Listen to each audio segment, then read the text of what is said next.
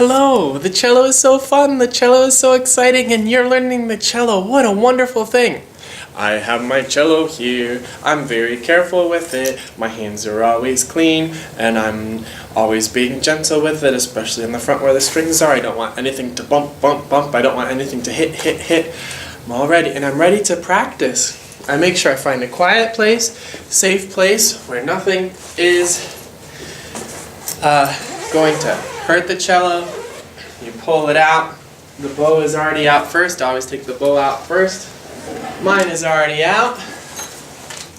I take my little pin here, I loosen it and pull it out to where I need it to be so that the cello can rest right close to my ear and lay on top of me, just like my teacher tells me to do it.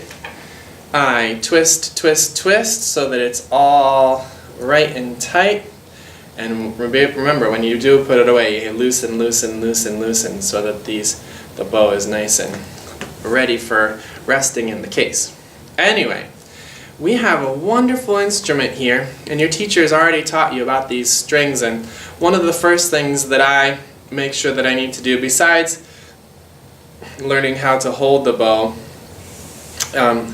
learning to hold the bow can sometimes feel like a little bit strange, and I want you to hold it exactly the way that your teacher has taught you to. When I was little, some of my fingers got cut off, so I sort of have to change the way that I do it. But make sure you can hold it and do some of your bow exercises. All that stuff your teacher will help you with. But for me, what I want to just talk about in this video is just not having to practice anything fancy. I'm just learning the cello myself, and I just sort of make myself do something that might seem to you, it might seem too easy to practice that stuff, too easy to, oh, I can do better than that, Senator Howard. No, the way that I like to do it is I like to just practice the easy stuff. Before I even do anything with my left hand, I take my bow and maybe choose one of the strings, maybe the D string, that third string, and just start so that the bottom of your bow is touching the string, and then practice putting it. I sort of put mine, I'm going to lift this up so you can see it. I don't put it where this wood thing is, and I don't put it where the black part starts. I just put it right in between, right in the middle of them, put it down on there, and I just pull it across, trying to make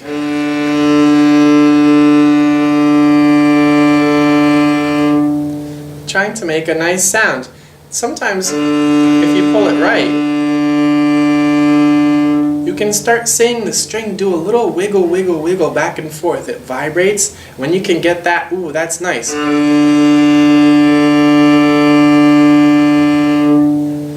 And sometimes I'll just sit there, and that was pulling. You can also push it across. Listen to this a couple times.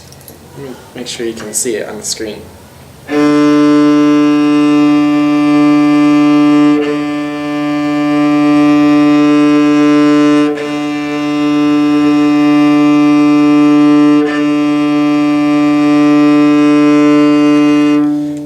Just practice that for a long time and then do it on another one. Now that you saw it a little bit, I'm just going to, you don't have to have your hand on this at all. I was just holding it up a little bit. But with your hand just sort of on your lap, feeling nice and relaxed in your shoulders, you can just practice that for a long time. Your teacher will tell you other things to practice, but it might be good just to spend, if you have the time, maybe even like 10 minutes at the beginning of each practice, just pulling it across, because you just want to get that really nice sound, and you can practice on the other strings.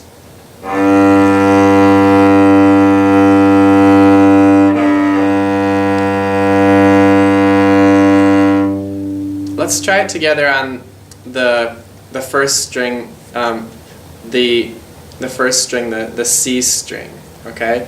And let's pull it across together. And try not to bump the other strings with the bow, just the lowest string, and all the way across, and now back up, now back down, now back up, now back down, Doesn't that sound so nice? Almost sounds like a tugboat, I think. And sometimes it's hard to make the bow not bounce. You definitely don't want to bounce it on there. You have to sort of get really good with your wrist, learning to sort of put a little bit of pressure. If you don't put enough pressure on it, it sort of sounds a little scratchy, or like you can't quite hear it. And you don't want to push it so hard that it sounds crunchy.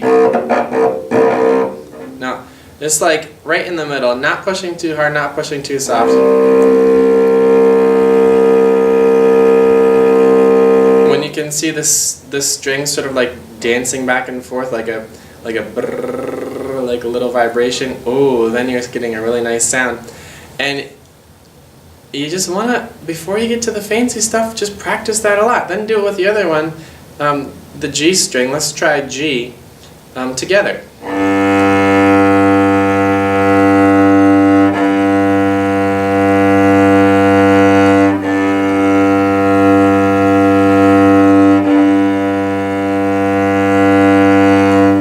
Even pause this video and just do that over and over and over again.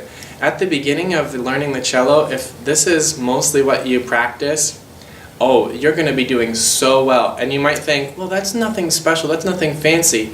Well, if you don't spend lots of time just pulling the bow across, it'll be really hard for you when you start doing stuff with your fingers. So if you're like me, a learner like me, go ahead and do that for long hours.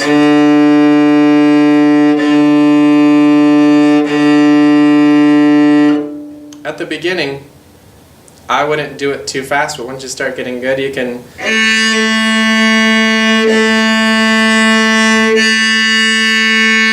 And a nice thing to practice is just pulling all the way across the bow. Excuse me. Some people might just do like a little bit. Just pull all the way from the bottom, all the way to the top, and down. And all the way up. That's a wonderful thing to practice.